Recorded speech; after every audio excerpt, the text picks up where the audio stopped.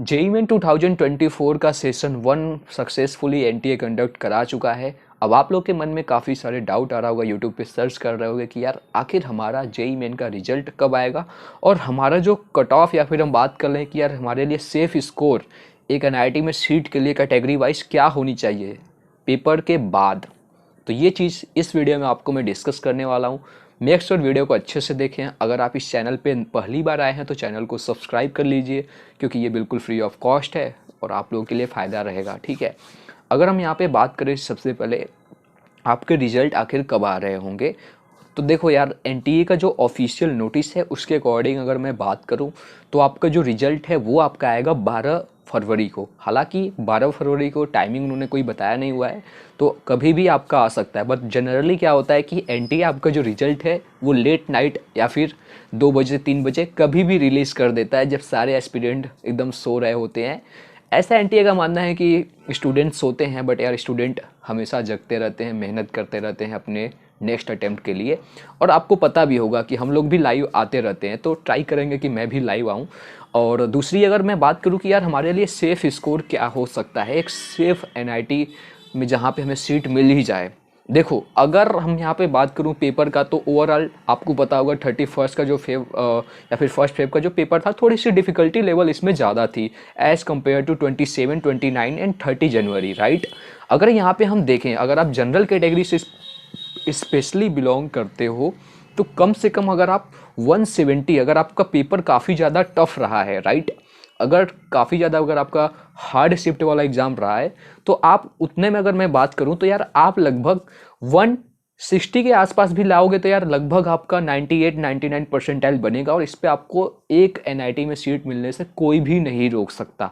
हालांकि इससे कम भी लाओगे तो भी मिल सकता है, बट वो कई सारे फैक्टर्स के ऊपर डिसाइड करता है और वो डिपेंड करता है, राइट। अगर आप ईडब्ल्यूएस कैटेगरी से आते हो तो यार तो भी आपको 160, अगर आपका शिफ्ट काफ़ी इजी है तो यार ये चीज़ें ऊपर बढ़ जाती हैं। अगर आपका हार्ड है तो आपका थोड़े से नंबर कम हो जाते हैं। तो अराउंड यार आपका 150 के आसपास भी अगर लाओगे हार्ड शिफ्ट में तो भी आप सेफ अपने आप को मान सकते हो। हालांकि इससे कम वाले को भी मिलता है, लेकिन यहाँ पे एक इंटरेस्टिंग बात आ जाती है कि आप काउंसलिंग कैसे करा रहे हो, राइट। काउंसलिंग एक बहुत बड़ा फैक्टर होता है, लेकिन आपको कोई भी डरने की बात नहीं है। चैनल को सब्सक्राइब करके आगे फॉलो करते रहिए, वीडियोस को देखते रहिए। काउंसलिंग वाउंसलिंग सब कुछ आपका आराम से हो जाएगा और आपको जो भी बेस्ट से बेस्ट कॉलेज मिल सकता है according to your rank future में, वो भी हम आपको सपोर्ट करते रहेंगे और आपको हेल्प करते रहेंगे। तो स्टूडेंट्स बस का टेलीग्राम चैनल भी ज्वाइन कर लीजिएगा, नीचे आपको डिस्क्रिप्शन में लिंक मिल जाएगा। 6000 हमारी कम्युनिटी पूरी होने वाली है। उसके बाद अगर मैं यहाँ पे बताऊँ, अगर आप ओबीसी कैटेगरी के स्टूडेंट हैं तो आपके लगभग देखो पिछले सालों की अगर हम देखें तो लगभग यार अगर आप 160 150 तक भी लाते हो तो भी एनआईटी मिल जाता है। कई बार तो यार ये नंबर 130 तक भी जाता है अगर आप जाते हो स्पेशली सीसेप राउंड वगैरह में, राइट। लेकिन वो चीज़ें थोड़ी सी रिस्की होती है और वो थोड़ा सा लास्ट में, मतलब बहुत काउंसलिंग के एंड में वो चीज़ें चलती हैं। तो बहुत सारे बच्चे नेक्स्ट ईयर के लिए फिर प्रिपरेशन स्टार्ट कर देते हैं और बहुत कम ही लोग उसमें पार्टिसिपेट करते हैं, क्योंकि उसमें लक और भी बहुत सारी चीज़ें मैटर कर जाती हैं।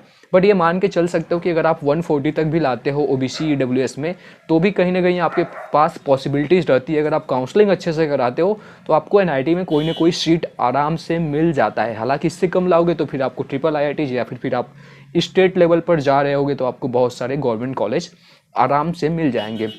हालांकि अगर आप चाहते हो इस पर मैं डीप में वीडियो बनाऊं, ठीक है, परसेंटाइल वाइज, तो आप नीचे कमेंट बॉक्स में बता सकते हो। हालांकि एकेटिव का तो मैं पिछले 4 साल से काउंसलिंग करा ही रहा हूँ, मैं भी खुद वहाँ से पास आउट हुआ हूँ। तो डेफिनेटली आपको बहुत ही अच्छा एक एक्सपीरियंस हमारे थ्रू मिलेगा। आगे भी आपको मैं गाइड करता रहूँगा, बट आपका भी यहाँ पे थोड़ी सी रिस्पॉन्सिबिलिटी है कि यार आप लोग चैनल को सब्सक्राइब करते रहे, वीडियोस को शेयर करते रहे अपने दोस्तों के साथ, लाइक सब कुछ अपना सपोर्ट अपनी तरफ से दिखाते रहे।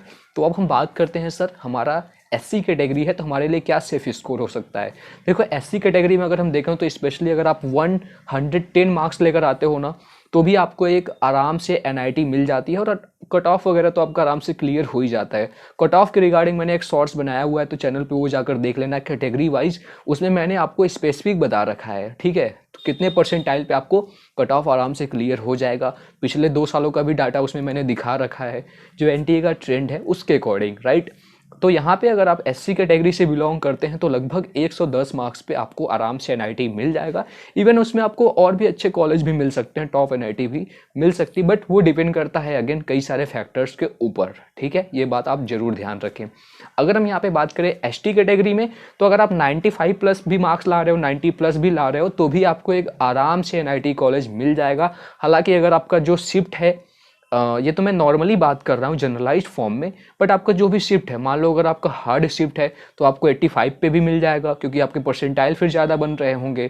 ठीक है, तो ये सारी चीज़ें भी आपका मैटर करती है आपके सेफ स्कोर, या फिर हम बात करें, क्योंकि देखो आपका जो मार्क्स है वो शिफ्ट है, वो आपको डायरेक्टली इम्पैक्ट करेगा आपके परसेंटाइल को। और जो भी परसेंटाइल रहेगा, अगर आपका मान लो 99 परसेंटाइल आएगा, मान लो सेकेंड अटेम्प्ट में उससे बेटर आता है या फिर कम आता है, तो जो भी आपका दोनों सेशन में से बेटर आपका रहेगा परसेंटाइल रिजल्ट, उसको आपको कैलकुलेट करेगा एनटीए, और उसी के बेसिस पे फिर आपको रैंक कैलकुलेट करेगा, और उसके बेसिस फिर आपको रैंक सीआरएल मिल जाएगा, और आपको एक रैंक मिलेगा आपका कैटेगरी रैंक। ठीक है, तो इस तरीके से मैंने आपको बता दिया। पीडब्ल्यूडी कैंडिडेट के लिए यार मतलब आप कितना भी मार्क्स लेकर आओ, 30-40 आराम से आपको कॉलेज मिल जाता है, बहुत ही लो कट ऑफ जाता है, इवन माइनस में भी चला जाता है, राइट। तो क्योंकि देखो सीट लिमिटेड होती हैं और काफ़ी सीटें रिजर्व होती हैं केवल पीडब्ल्यूडी कैंडिडेट्स के लिए, तो उसका कोई डर नहीं है, बट आप एग्ज़ाम दे दो, आपको आराम से सीट मिल जाती है। अच्छे से बस काउंसलिंग और चॉइस फिलिंग वगैरह कराते टाइम ध्यान रखना। ठीक है, तो आई होप कि आपका सारा डाउट क्लियर हो गया होगा। अगर आपको और भी कोई डाउट है तो कमेंट बॉक्स में बताइए, and I will try to help you and try to make a video on that. Thank you.